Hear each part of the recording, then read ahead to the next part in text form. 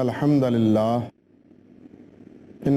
للہ رب العالمین والصلاة والسلام علی سید الانبیاء والمرسلین وعلی آلہ وصحبہ ومن تبعہم بإحسان الی یوم الدین واشہد ان لا الہ الا اللہ وحدہ لا شریک لہ واشہد ان محمدا عبدہ ورسولہ اما بعد۔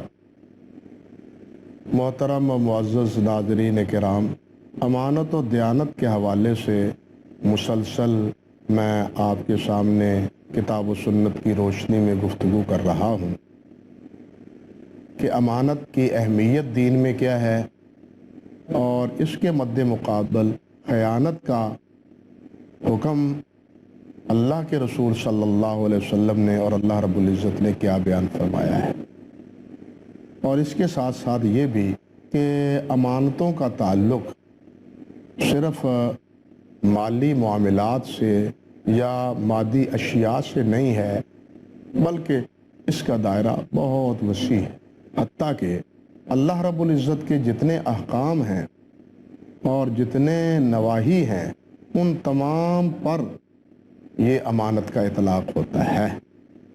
اللہ رب العزت نے جتنے حکم دیے ہیں، اب ان کی بجا آوری یا جن سے روکا ہے ان سے رکنا یہ ہماری ذمہ داری ہے، یہ ہمارا فریضہ ہے، ہمیں اس کا حکم ہے۔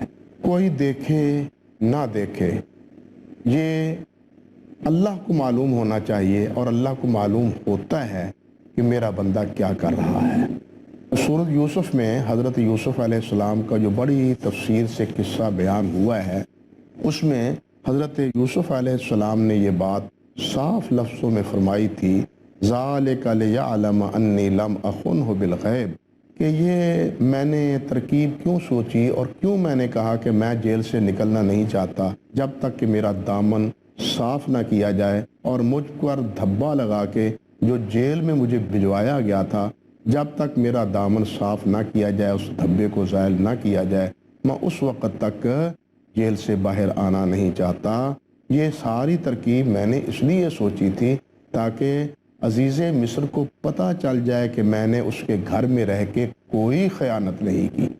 ذَلِكَ لِيَعْلَمَ أَنِّي لَمْ أَخُنْهُ بِالْغَيْبِ، کہ میں نے اس کی عدم موجودگی میں کوئی خیانت نہیں کی تھی، اور ساتھ یہ بھی فرما دیا کہ اللہ سبحانہ و تعالی خیانت کرنے والے کے مکر و فریب کو کبھی بھی کامیاب نہیں کرتے، وہ ہمیشہ رسوا اور ہمیشہ ذلیل و خوار ہوتے ہیں جو خیانت کا ارتکاب کرتے ہیں۔ اس سے بڑی اور کیا رسوائی اور اس سے بڑی اور کیا رذالت ہو گئی کہ رسول اللہ صلی اللہ علیہ وسلم نے تو خائن کو منافقوں کی صفت میں قرار دیا ہے، کہ منافقوں کی جو اوصاف ہیں ان میں ایک بڑا وصف یہ بھی ہے کہ جب انہیں امانت سپرد کی جاتی ہے تو وہ امانت میں خیانت کا ارتکاب کرتے ہیں، کہ سید کائنات حضرت محمد رسول اللہ صلی اللہ علیہ وسلم نے تو یہاں تک ساتھ فرما دیا کہ لا تجوز شہادت خائن ولا خائنۃ، یہ خائن مرد ہو یا خائن عورت ہو، کسی معاملے میں اس کی گواہی قبول نہیں، گویا کہ یہ ایسا فسق ہے، یعنی ایسا بڑا گناہ ہے جس سے آدمی کی عدالت مجروح ہو کے رہ جاتی ہے، اور اس کی کسی معاملے میں گواہی دین نے قبول کرنے کی اجازت نہیں دی۔ صاف لفظوں میں آپ نے فرما دیا کہ لا تجوز شہادت خائن ولا خائنۃ، شہادت خائن کی یا خائنہ عورت ہو، اس کی مرد ہو یا عورت، کوئی بھی خیانت کرے، ان کی شہادت جائز نہیں ہے، ان کی گواہی قبول نہیں ہے۔ اس سے آپ اندازہ کر سکتے ہیں کہ خیانت کتنا بڑا جرم ہے، یہ منافق کی بھی علامت ہے، اور یہ مردود الشہادہ ہے آدمی جو خیانت کا ارتکاب کرتا ہے۔ بلکہ ایک مقام پر واقعہ تو لمبا ہے، لیکن اس ساری تفصیل کی طرف میں جانا مناسب نہیں سمجھتا، صرف اتنی سی بات عرض کیے دیتا ہوں کہ ایک مرحلے پر سید کائنات حضرت محمد رسول اللہ صلی اللہ علیہ وسلم سے اللہ رب العزت نے یہ بات ارشاد فرمائی ہے، اِنَّا أَنزَلْنَا إِلَيْكَ الْكِتَابَ بِالْحَقِّ لِتَحْكُمَ بَيْنَ النَّاسِ بِمَا أَرَاكَ اللَّهُ وَلَا تَكُنْ لِلْخَائِنِينَ خَصِيمًا۔ اللہ اکبر۔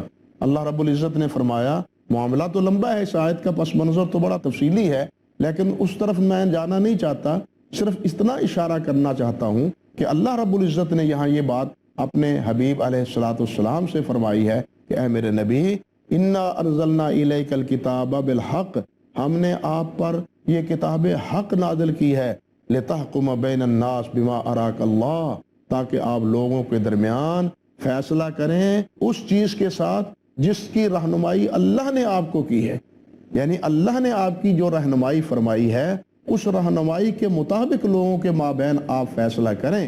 اور ساتھ کیا کہا؟ ساتھ فرمایا وَلَا تَكُنْ لِلْخَائِنِينَ خَصِيمًا، آپ خائنین کے بارے میں مت جھگڑا کریں، جس نے خیانت کا ارتکاب کیا ہے اس کے ہم نوا نہ بنے۔ آپ اندازہ کریں بطور خاص اللہ سبحانہ و تعالی نے اپنے پیارے پیغمبر علیہ الصلوۃ والسلام کو بھی اس بات سے روک دیا کہ خائنوں کی حمایت نہیں کرنی چاہیے۔ اب آپ بتلائیے، ایک خیانت کا مرتکب ہوتا ہے، ایک قتل کا مرتکب ہوتا ہے، ایک چوری کا مرتکب ہوتا ہے، اب ہمارے وکلاء حضرات کیا کرتے ہیں؟ ان کی وکالت شروع کر دیتے ہیں اور ان کو مجرم نہ ثابت کرنے کے سارے ہیلے بہانے اور سارے قوانین اور سارے ضوابط وہ ڈھونڈ ڈھونڈ کے نکالنے کی کوشش کرتے ہیں۔ تو آپ بتلائیے، یہ اس چور کی حمایت نہیں ہے، اس قاتل کی حمایت نہیں ہے اور اس خائن کی حمایت نہیں ہے؟ اللہ معاف فرمائے۔ اس لیے ایسی حماقت اور ایسی حرکت جو ہے وہ نہیں کرنی چاہیے۔ نبی علیہ الصلوۃ والسلام کی انہی ہدایات کا نتیجہ تھا کہ ہمارے اسلاف دیانت اور امانت میں اتنے پختہ اور اتنے کہنا چاہیے کہ پکے تھے کہ ان کے واقعات کو معلوم کر کے دل جو ہے نا وہ خوش بھی ہوتا ہے اور باغ باغ ہو جاتا ہے۔ میں مناسب سمجھتا ہوں کہ چند ایک واقعات کچھ حضرات کے آپ کے سامنے امانت کے حوالے سے بڑے ایمان افروز آپ کے سامنے ذکر کر دوں، تاکہ ان سے ہمارے ایمان کو بھی جلا ملے اور ہمیں بھی امانتوں کا لحاظ پاس کرنے میں تقویت اور تائید حاصل ہو۔ آپ دیکھیں حضرت عبداللہ ابن عمر رضی اللہ تعالی عنہ سے امام بہقی نے اور طبرانی نے اس کو ذکر کیا ہے، حافظ ذہبی رحمۃ اللہ علیہ نے سیر اعلام النبلاء میں بھی اس تفصیلی واقعے کو بیان کیا ہے کہ حضرت عبداللہ ابن عمر رضی اللہ تعالی عنہ، ان کے غلام تھے حضرت امام نافع رحمۃ اللہ علیہ، یہ بھی بہت بڑے پائے کے محدث تھے اور حضرت عبداللہ ابن عمر رضی اللہ تعالیٰ عنہ کے غلام تھے۔ اللہ اکبر۔ اللہ کے عبداللہ بن عمر کے بیٹے سالم تھے، سالم بن عبداللہ، معروف وہ بھی محدث ہیں، راوی حدیث ہیں، لیکن محدثین کے نزدیک یہ مرتبہ جسے مل گیا ہر مدعی کے لیے دار و رسن کہاں والی بات ہے۔ یہ ایک بیٹا ہے، ایک غلام ہے۔ محدثین کے نزدیک زیادہ راجع روایات غلام نافع کی ہیں، حالانکہ وہ بیٹے ہیں حضرت سالم رحمۃ اللہ علیہ ہیں سوائے 4 روایات کے۔ تو بہرحال یہ اپنی جگہ ایک مسئلہ ہے کہ امام نافع کا بہت بڑا مرتبہ تھا۔ امام نافع کو لے کے، اپنے غلام کو لے کے حضرت عبداللہ بن عمر رضی اللہ تعالی عنہ مدینہ طیبہ سے باہر جا رہے ہیں۔ باہر جا کے کیا کرتے ہیں؟ ایک جگہ صحرا میں، آج بھی عرب صحرا میں جا کے کھانے کھاتے ہیں۔ حضرت عبداللہ بن عمر رضی اللہ تعالی عنہ صحرا میں دسترخوان لگا دیتے ہیں اور وہاں دسترخوان لگا کے کھانا چن لیتے ہیں اور کھانا کھانے کے لیے تیار ہوتے ہیں۔ اتفاقاً وہاں ایک چرواہا آ جاتا ہے، بکریاں چراتا چراتا وہ وہاں پہنچ جاتا ہے۔ حضرت عبداللہ بن عمر رضی اللہ تعالی عنہ وہ مجھ سے کہتے ہیں آؤ بھائی ہمارے ساتھ مل کے کھانا کھا لو۔ وہ چرواہا کہتا ہے حضرت جی میں کھانا نہیں کھاؤں گا، اس لیے کہ میں نے روزہ رکھا ہوا ہے۔ عبداللہ بن عمر رضی اللہ تعالیٰ عنہ آپ بھی بڑے متقی پرہیزگار اور بڑے زاہد تھے، لیکن اس کی یہ بات سن کے حیران اور ششدر ہو گئے۔ کہنے لگے کہ صحرا میں اور گرمی کے موسم میں، صحرا میں اور گرمی کے موسم میں بکریاں چراتے ہوئے روزہ رکھے ہوئے ہے، بڑا عجیب آدمی ہے، بڑا پختہ ایمان ہے۔ تو خاموش ہو گئے۔ کھانا کھانے کے بعد وہ حضرت عبداللہ بن عمر رضی اللہ تعالی عنہ نے ان کا امتحان کرنا چاہا اس چرواہے کا۔ چرواہے سے کہا بھائی ہم چاہتے ہیں کہ ہمیں آپ ایک بکری دے دو، آپ ایک بکری دے دو، ہم اس کو ذبح کرتے ہیں، اس کا گوشت جو ہے نا آپ کو بھی کھلائیں گے، ہم بھی کھائیں گے اور تمہیں بھی کھلائیں گے۔ کہنے لگا یہ کیسے ہو سکتا ہے، میں تو چرواہا ہوں، میں مالک کے پاس جاؤں گا تو مالک پوچھے گا کہ بکری ایک کم کیوں ہے، تو میں کیا جواب دوں گا؟ میں مالک تو نہیں ہوں، میں تو چرواہا ہوں، میں یہ خیانت کا ارتکاب نہیں کروں گا اور میں بکری آپ کو نہیں دوں گا۔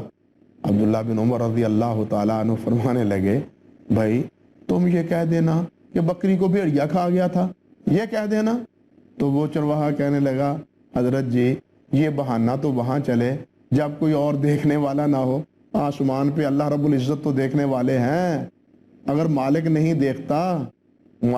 دیکھتا اس کے سامنے یہ بہانہ سازی چل جائے تو چل جائے، لیکن اللہ رب العزت کے سامنے تو بہانہ یہ نہیں چلے گا، اللہ تو اس حرکت کو دیکھ رہا ہے، اس لیے اس امانت میں خیانت نہیں کروں گا۔ عبداللہ بن عمر رضی اللہ تعالیٰ عنہ حیران ہو گئے اور واپس پلٹ آئے۔ یہاں ہم بریک لیتے ہیں، باقی اس سلسلے کی بات اور واقعات ہم آپ کے سامنے بعد میں عرض کریں گے، پھر حاضر ہوں گے آپ کی خدمت میں انشاءاللہ۔ ناظرین کرام، السلام علیکم ورحمۃ اللہ وبرکاتہ۔ میں آپ کے سامنے امانت دیانت کے حوالے سے کچھ باتیں ذکر کر رہا تھا، اور اسی حوالے سے اسی تناظر میں ایک واقعہ بیان کر رہا تھا جو حضرت عبداللہ بن عمر رضی اللہ تعالی عنہ اور ایک چرواہے کے مابین ہوا تھا۔ بات یہاں تک پہنچی تھی، آپ کے ذہن میں ہوگا کہ عبداللہ بن عمر رضی اللہ تعالی عنہ نے اس چرواہے سے جب بکری مانگی اور اس نے کہا کہ میں بکری نہیں دوں گا، میں مالک نہیں ہوں، میں تو چرواہا ہوں، مالک کو جا کے کیا جواب دوں گا؟ عبداللہ ابن عمر نے کہا کہ تم کہہ دینا بکری بھیڑیا لے گیا تھا۔ تو اس نے کیا کہا کہ میں یہ مالک کو بہانہ تو بتا سکتا ہوں، اس کی آنکھوں میں مٹی تو ڈال سکتا ہوں، اسے تو جناب مطمئن کر سکتا ہوں، لیکن رب السماوات والارض اللہ رب العزت کو کس طرح مطمئن کروں؟ اللہ تو دیکھ رہا ہے نا، ان کی آنکھوں سے کس طرح چھپوں گا؟ اللہ اکبر۔ عبداللہ بن عمر رضی اللہ تعالیٰ عنہ اس کی اس ایمان افروز بات کو سن کے حیران اور ششدر ہوئے۔ وہ بکریوں کا چرواہا بھی گیا، عبداللہ بن عمر بھی گھر پلٹ آئے، اس نے پوچھ لیا کہ مالک تمہارا کون ہے؟ اس کا پتہ پوچھتے پوچھتے مالک کے گھر پہنچے۔ مالک سے جا کے کہنے لگے، میں آپ سے ایک بات کہنی چاہتا ہوں، تمہارا ایک غلام ہے، تم مجھے بتلاؤ کہ تم مجھے غلام فروخت کرنا چاہتے ہو یا نہیں، میں اس کا خریدار۔ اللہ اکبر۔ تو مالک کہنے لگا جی ہاں ٹھیک ہے۔ تو حضرت عبداللہ بن عمر رضی اللہ تعالی عنہ نے غلام کو خرید لیا۔ اب غلام کو خرید کے کہنے لگے، بھائی یہ بکریاں ہیں آپ کی، یہ آپ کا غلام چراتا تھا، میں بھی اس سے چرواؤں گا بکریاں، تو یہ بکریاں آپ دینا چاہتے ہیں؟ تو وہ کہنے لگا میں بکریاں بھی دے دیتا ہوں، نہ چرواہا رہا، اب بکریوں کو کون چروائے گا، میں تو اس قابل نہیں ہوں۔ اس لیے بکریوں کی بھی قیمت چکائی، اور جو اس نے منہ مانگی قیمت حضرت عبداللہ بن عمر رضی اللہ تعالیٰ عنہ نے اس کو قیمت دے دی۔ اس کے بعد دیکھیے کیا ہوا، عبداللہ بن عمر رضی اللہ تعالیٰ عنہ نے سبحان اللہ اس غلام کو آزاد کر دیا اور وہ بکریاں اس کو ہبہ کر دی۔ یہ ہے امانت کا نتیجہ، امانت کی حفاظت کی برکت۔ غلام نے امانت کی حفاظت کی اور اس کی پھر کتنی عزت افزائی اور قدر افزائی ہوئی کہ عبداللہ بن عمر رضی اللہ تعالی عنہ نے اس کو خرید کے آزاد کیا اور بکریاں بھی خرید کے اس کو ہبہ کر دی۔ اللہ اکبر۔ اسی قسم کا ایک واقعہ سنن ابی داود میں بڑا عجیب ہے۔ ایک آدمی ٹھہرا ہوا تھا، اس کو بیان کرنے والے جابر بن سمرہ رضی اللہ تعالی عنہ ہیں کہ ایک آدمی وہ مدینہ طیبہ سے باہر ٹھہرا ہوا تھا، وہاں اس نے پڑاؤ ڈالا ہوا تھا، تو وہاں ایک آدمی آیا اور وہ کہہ رہا تھا کہ بھائی میرا اونٹ گم ہو گیا ہے، میں اونٹ کی تلاش میں ہوں، اگر کسی کو میرا اونٹ ملے تو مجھے بتلاؤ، اس رنگ ڈھنگ کا میرا اونٹ ہے۔ وہ اونٹ تلاش کرتے کرتے پتہ نہیں کہاں دور نکل گیا، لیکن حسن اتفاق کے جس صاحب کو اس نے کہا تھا کہ اگر آپ کو اونٹ مل جائے تو مجھے سنبھال لینا، میں آپ سے وصول کر لوں گا، میں آپ کے پاس پلٹوں گا، اور اگر مل جائے میری قسمت اچھی ہوئی تو میں لے لوں گا۔ چنانچہ وہ تو اونٹ کی تلاش میں آگے نکل گیا، یہ وہاں بیٹھے تھے اور کھانے پینے کے لیے تھا نہیں۔ اس نے اتفاق یہ کہ اونٹ چرتا چراتا اس طرف آ نکلا، اور اس نے جب دیکھا تو وہ اونٹ اسی علامتوں اور نشانیوں کے مطابق پایا اس نے اونٹ کو پکڑا اور اپنے پاس باندھ دیا۔ اب یہ حال یہ ہے کہ اس گھرانے کے پاس جس نے اونٹ پکڑا ہے اس کے پاس کھانے پینے کے لیے کوئی چیز نہیں ہے۔ بیوی کہتی ہے نتیجے میں آنن فانن ایسی مہلک بیماری لگی کہ وہ مر گیا۔ اب کیا ہے؟ وہ کہنے لگی کہ اللہ کے بندے تم کھاؤ گے نہیں تو اس کی چمڑی اتار لو۔ وہ کہنے لگا میں جب تک اس کو نبی علیہ السلام سے اس بارے میں پوچھ نہ لوں کہ یہ میرے لیے کھانا اور اس کی چمڑی استعمال کرنا جائز بھی ہے یا نہیں، اس وقت تک میں اس کو استعمال نہیں کروں گا۔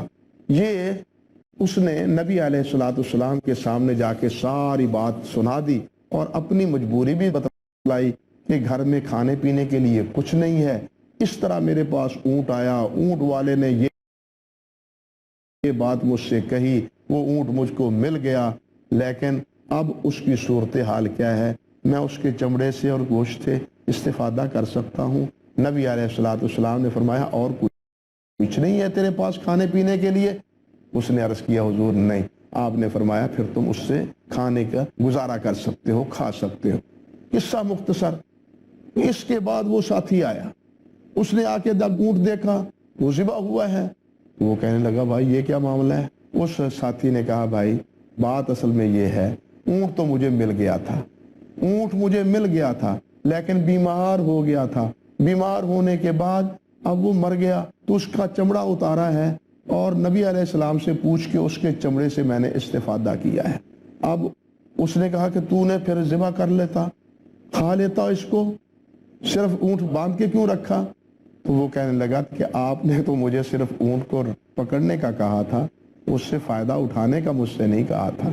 آپ اندازہ کریں کہ بھوکا پیاسا رہنا اس نے گوارا کر لیا، لیکن اونٹ کے بارے میں جو اس کی وصیت تھی اور نصیحت تھی اس پہ اس نے دھبا اور آنچ نہیں آنے دی۔